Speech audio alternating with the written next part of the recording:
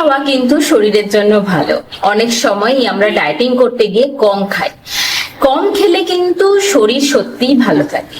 Calorie deficit যুক্ত খাবার খেতে হবে অবশ্যই। ধরুন আপনার পার ডে 100 গ্রাম ক্যালোরি বা 100 কিলো ক্যালোরি প্রয়োজন ক্যালোরির, সেক্ষেত্রে আপনি ওটা কমিয়ে দিলেন 10 to 15%।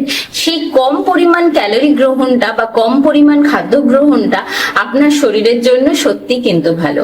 বিভিন্ন গবেষণায় দেখা গেছে যদি আপনি প্রতিদিন কিছুটা হলেও কম ক্যালোরি খেতে পারেন তাহলে আপনার শরীর অনেক ভালো থাকবে, ত্বক ভালো থাকবে, বিভিন্ন রোগে আক্রান্ত হওয়ার বা সম্ভাবনাটা অনেকখানি কমে যাবে।